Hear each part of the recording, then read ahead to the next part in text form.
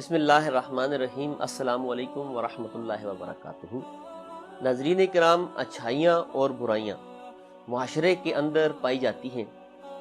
جہاں پر معاشرہ اور سوسائٹی جنم لیتے ہیں وہاں پر یہ دو اچھائی اور برائی بھی جنم لیتی ہیں، لیکن بہت سی ایسی خصلتیں ہیں جو انسان کے اندر انسان کو اچھا بنا دیتی ہیں، اور بہت سی ایسی بری خصلتیں ہیں جو انسان کے اندر موجود ہوتی ہیں اور انسان کو وہ برا بنا دیتی ہیں۔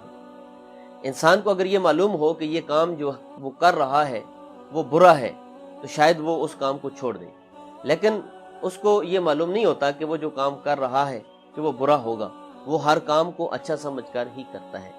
اچھائی اور برائی کو پہچاننے کے لیے ہمیں قرآن اور سنت کی طرف رجوع کرنا ہوگا کہ قرآن کس چیز کو اچھا کہہ رہا ہے اور کس چیز کو برا کہہ رہا ہے۔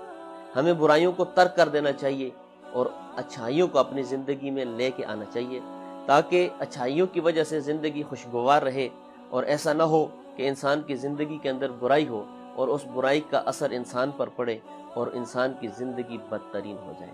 ناظرین کرام، ہر طبقہ زندگی کے اندر برائی پائی جاتی ہے اور اس کا سدباب کرنا بھی ضروری ہے۔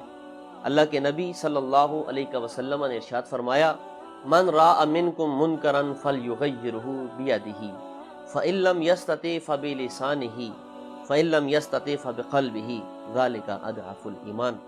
فرمایا، لوگوں تم میں سے اگر کوئی برائی ہوتے ہوئے دیکھے تو وہ اپنی طاقت کا استعمال کرتے ہوئے اپنے ہاتھ سے روکے۔ اگر وہ اپنے ہاتھ سے روکنے کی طاقت نہیں رکھتا تو اسے چاہیے کہ وہ اپنی زبان سے اس کو روکنے کی کوشش کرے۔ اگر وہ زبان سے بھی نہیں روک سکتا تو اسے چاہیے کہ وہ اس برائی کو دل میں برا سمجھے۔ ناظرین اکرام، ہمارے سامنے معاشرے کے اندر بہت سی برائیاں ہوتی ہیں۔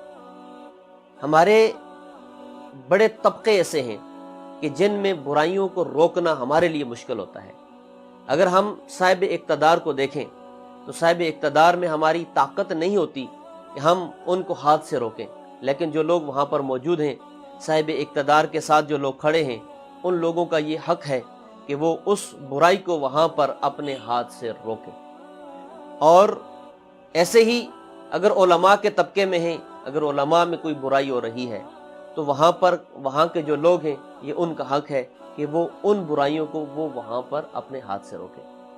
اور اگر اہل صحافت میں کوئی برائیاں ہو رہی ہیں، کیونکہ آج یہ ٹرینڈ ہے کہ ہر چیز کے اندر کوئی نہ کوئی برائی ہوتی ہے، اور جہاں پر برائی ہے اس برائی کا سدباب کرنا اس بندے کا فرض ہے کہ جو وہ برائی کو دیکھے، کیونکہ فرمایا کہ تم میں سے کوئی اگر برائی کو دیکھتا ہے، اگر میں یہاں پر بیٹھ کر برائی کو دیکھتا ہوں، میرے اڑوس میں پڑوس میں میرے دائیں بائیں کہیں بھی کوئی برائی ہو رہی ہے تو میرے اوپر فرض ہے کہ میں اس کو اپنے ہاتھ سے روکوں۔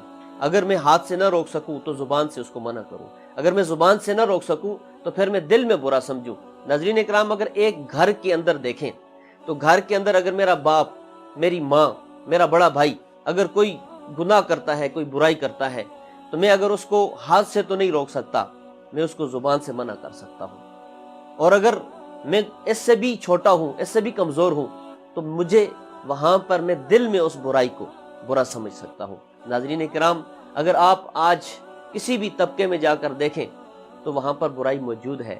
سب سے زیادہ برائی اگر ہے تو ان لوگوں میں ہے کہ جو لوگ اس معاشرے کے ذمہ دار لوگ ہیں۔